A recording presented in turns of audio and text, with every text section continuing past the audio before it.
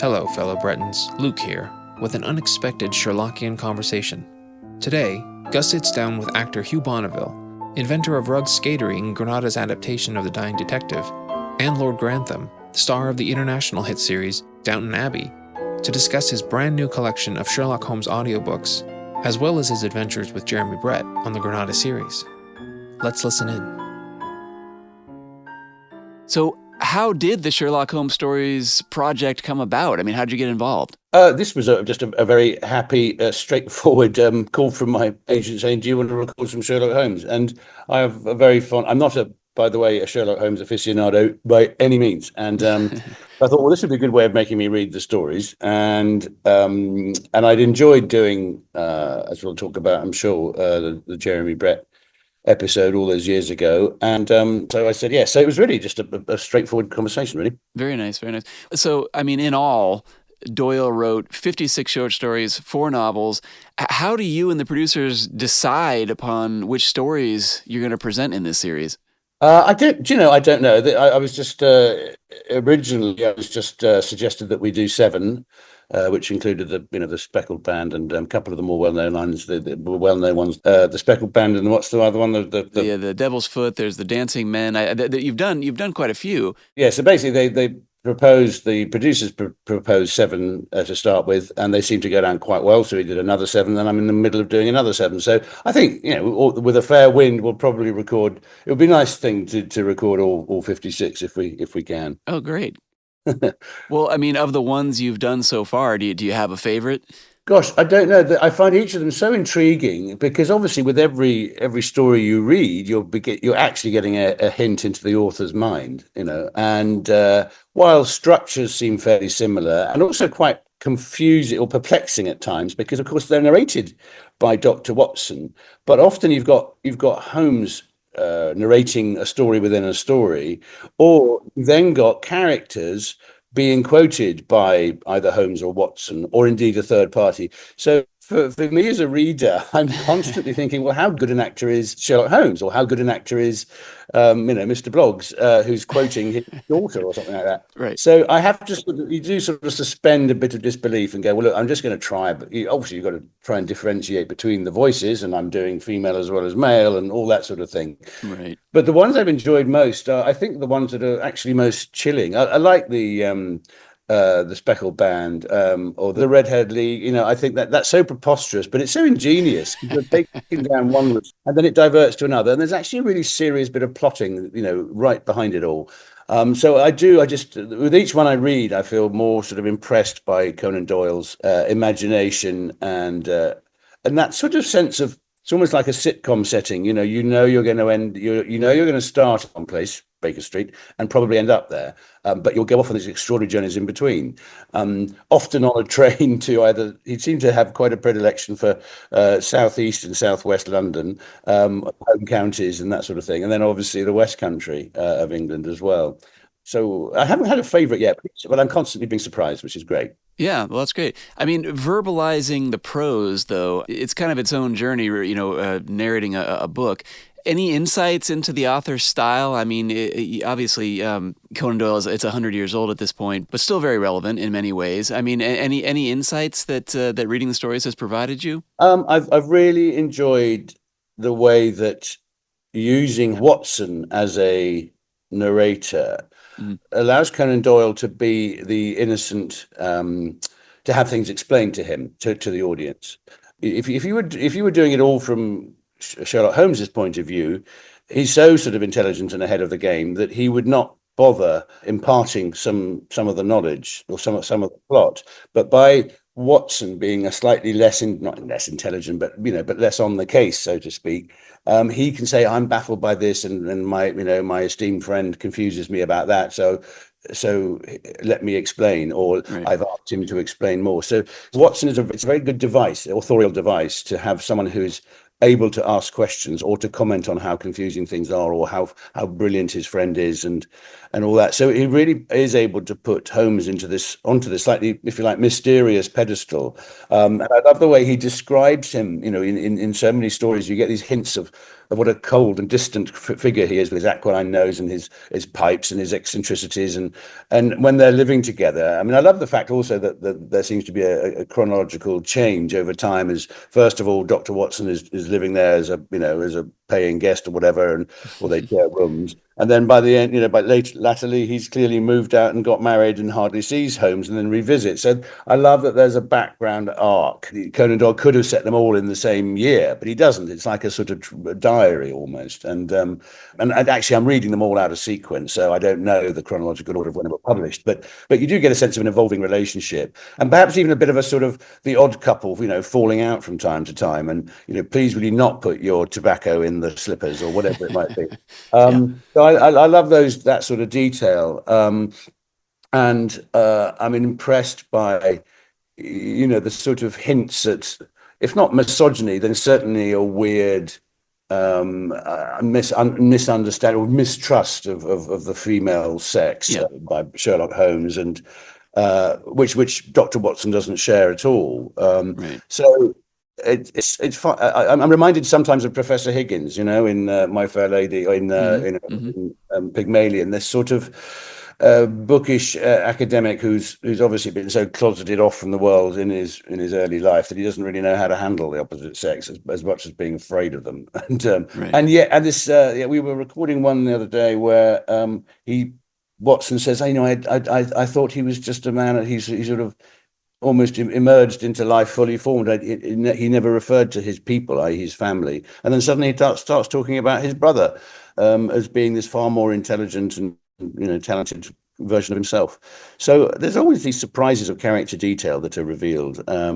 I love that. And I love some of the as it were, the guest characters, often from military backgrounds or from long established families, or people who've fallen on the by the wayside in society, despite the opportunities they were given, and all that. And I also love the sort of absurd disguises that Sherlock Holmes is able to adopt and apparently be brilliant at. He's a beggar in the streets of London trying to spy on people, or whether he's hanging out in an opium den, or pretending to be a horse's groom. I love all that, and there's no question that he's obviously a brilliant actor. Yeah. Well, having read so many words coming from the mouth of Watson, and also so many words coming from the mouth of Holmes, if you were given a choice, if you were to be cast in a film or a television adaptation, would you prefer to play Holmes or Watson? What do you think? Oh, I think Holmes is is obviously the part. I mean, I'm way too old and chunky to play him. He's so clearly got this sort of vulpine and this particular silhouette, which I think is so beautifully described. So often it's almost like a sort of Roman statue, or you can see him emerging from a shadow and being almost sinister and certainly aloof. And I love the way that he describes him lying on his chaise longue with his knees up, and or having a three-pipe question consideration or whatever. So I think as a character, I think Sherlock Holmes is wonderfully elusive and obviously fiercely intelligent and smart. So that's the one to play. But I think obviously Dr. Watson in all the incarnations is a great foil. And so they're both great. Yeah. Well, and speaking of film and television, this isn't the first time you've had a brush with the great detective. In 1994, you played the unfortunate Victor Savage in Granada's adaptation of The Dying Detective with Jeremy Brett. I mean, you were a young man at the time. How did that part come your way? I mean, what do you recall about that production? I can remember vividly. It was the days when people were allowed to audition in front of directors. They're not anymore. It's ridiculous. And I went to meet Sarah Helings, and who was directing it. And I remember it very vividly because, yes, it was one of my very, very first TV appearances. And I can remember going to rehearsals in London, just off Tottenham Court Road, on a Monday, and it was. I had obviously no scenes because my part was as it were, the setup.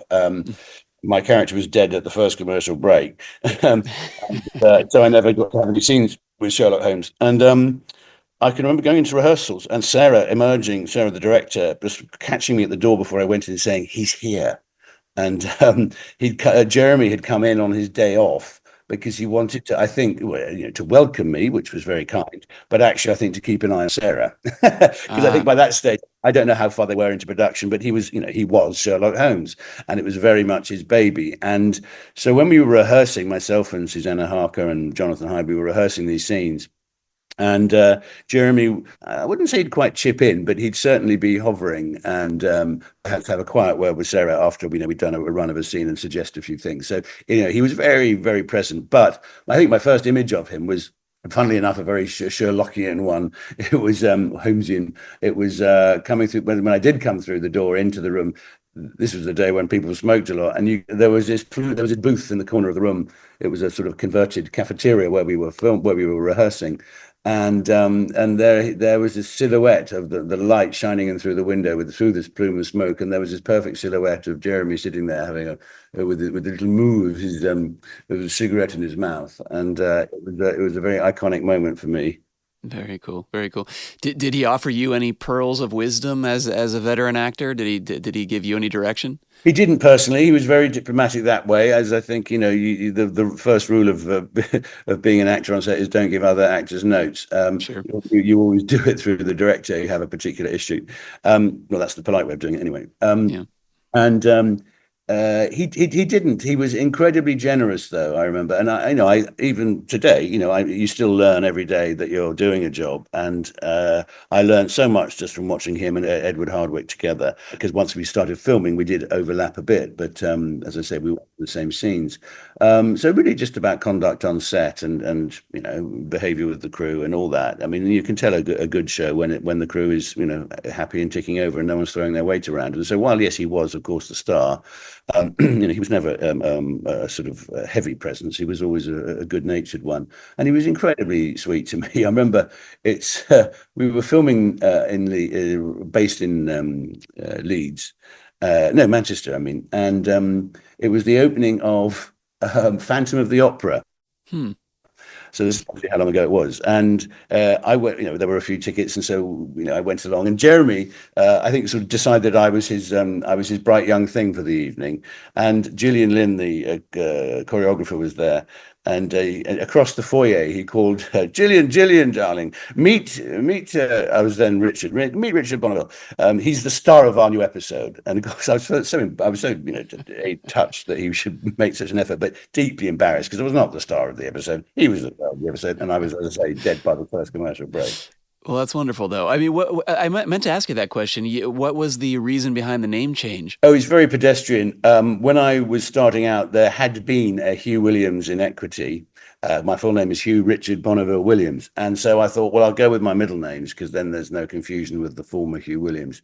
And having spent my entire school career at the last desk in the classroom and the last peg in the corridor because of Williams, I thought I'm going to go with Bonneville because then I'll be at the top of the alphabet, for a change.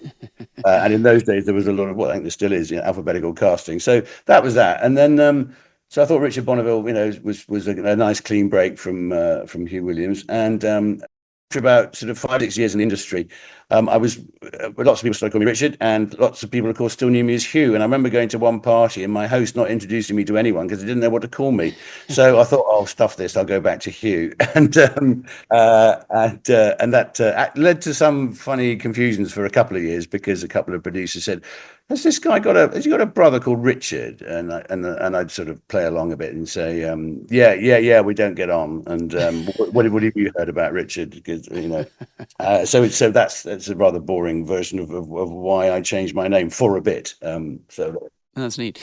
So, well, I mean, in one of those strange coincidences, Mr. Brett was actually fairly ill at the time, both in the story, but also in real life. Were you aware of his struggles? I mean, did that factor into the filming of the show at all? I think there was a sense, yes, physically he was beginning to, his energy was always very strong on set, or as I say, he didn't have come into rehearsals, when he wasn't needed, etc. But yeah, he was beginning to look, I think that some of the medication was beginning to have a bit of an effect in terms physically, as he got, let's face it, he got larger towards the end. And I think that was, I don't know whether it was I don't know. I don't know what medication it was, but I Yeah. think that had some effect. And I think there was a sense of just protecting the star a little bit in terms of the schedule. That's what I can vaguely remember. But I have to say, it never really certainly didn't affect my work, and didn't affect the energy of the show. And I think you know, um, it's almost rather, as you say, it's sort of almost rather appropriate that as the later stages of the stories were recorded, he was, the character himself was beginning to age. Yeah. And he was such I mean, you think back to My Fair Lady and you think what an astonishingly handsome young man he was, and what a impressive figure he was as Holmes, and then this gradual aging, I suppose, which you visibly see as the episodes go on. So it's rather, true to life. I mean, we're all Yeah. going that way. Right. Right. Well, and you mentioned Edward Hardwick. Any fond memories of Edward? Well, yeah, really, just I mean, the perfect Watson, really, in life as well as on screen. This gentle energy, this wisdom, and this calm. And I do remember him being, again, just very sweet. I mean, I was just a terrified young actor, really, and I didn't really know my craft terribly well. And just watching him and Jeremy together chatting away between setups or whatever. And he was very sweet to me, and just, I can't remember details, but just remember feeling very welcomed by him, because I have been on, early on in my career, you go on a set and you don't know anyone, and the stars are too busy, to talk to you or whatever. They were very different. There was a very avuncular feeling from both of them, really, towards the young bloods. And I think we probably, I mean, I sort of recognize that now, having done Downton Abbey, where we're all very fond of each other, but the guest artists were like fresh meat. You could tell them your boring anecdotes that they hadn't heard a million times. And also, having been a novice on a film set or TV set, I know what that feels like. So I appreciate those senior actors who go out of their way to make a newcomer feel welcome, because it can be quite daunting. And certainly Edward was one of those who, had a smile and a welcome, and made me feel very comfortable. Yeah, very nice. Well, one of the big questions I'm sure on everyone's mind is, did you do your own rug skating stunts? Rug Skatery, yes, I remember that. That was fun. Yes, I did, and yes, I was a bit more nimble in those days. But the thing I remember most about that sequence is the house we were filming in had an alarm that kicked in at, I think, 6 o'clock or 7 o'clock in the evening, and so we had to get out those, I think it was 6 o'clock. We had to get the scenes finished by 6 o'clock, and the rug skatery was scheduled for sort of later in the day. So it was quite a lot of pressure. I mean, it was hardly, Tom Cruise running across the roofs of Rome, but we had to get it right, with it was about 5 to 7, and we had to get these takes in before the alarm kicked in, and we'd all be thrown out. It was a stately home, or a Yeah, National Trust. I think it was Dunham Massey, if I'm not mistaken. okay, yeah. That would make sense. Yes, and it had these rather fierce, sort of gargoyle type statues in the grounds. Yeah, I remember. And so, yeah, that was a bit of a pressure that we had to be out by 6, or the alarms went off. So I perfected my rug skatery quite quickly. Nice. Any specific recollections of the team behind the camera? I mean, Sarah Helings, had you ever worked with her before? I hadn't, and she was again. She was very, very kind to me, because, as I alluded to earlier, Jeremy. I don't know if in those days they called them executive producers, but he was certainly a very vivid presence, as you can imagine, and quite rightly so, because the show is resting on his image and reputation. But she was a great diplomat, I think, steering between looking after Jeremy's, some of which perhaps were not the most useful ideas when you've got 38 other things to think about at the same time from a directing point of view, but also encouraging me and looking after Jonathan Hyde and Susie Harker and the others. So and a busy set, so I remember her particularly, and the crew who'd obviously worked a lot on the show, who were a very familiar family by then, I suppose. And as I say, they were very generous to us newcomers, and I felt very very at home. Well, and just briefly, you mentioned Jonathan Hyde and Susanna Harker. I mean, had you ever worked with them before? Have you kept in contact over the years? Yeah, well, Jonathan and I had actually not that long before done the Royal Shakespeare Company together. We'd been there for a couple of years, so I knew him very well. And Susanna and I think I can't remember if we worked together before by then, but we certainly knew each other. And we'd met socially, and so both of them I bumped into, yes, down the years, and we haven't sat down and talked about our episode of Sherlock Holmes, but I'm sure it will come up one day. Yeah. Well, I mean, the show was pretty popular at the time. I mean, did it open up any doors for you after doing the episode?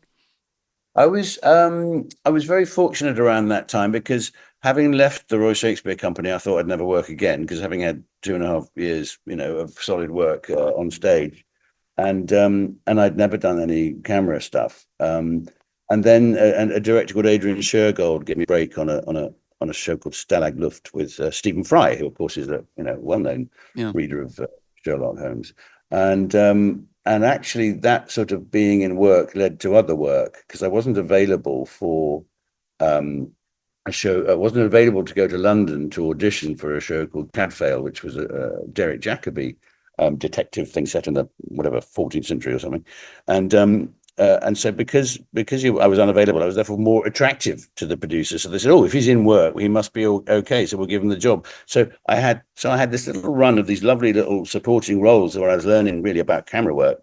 So I went from Stalag Luft to this show called Cadfael, and that led to an audition for Sherlock Holmes. And so I think that began a sort of run of me being able to, play these lovely, beautiful supporting parts in a variety of different shows. So I'm not sure if Sherlock in particular unlocked any doors or helped me on my way, but it was certainly part of a run of shows where I was learning on the job, which I think is the best way to do it.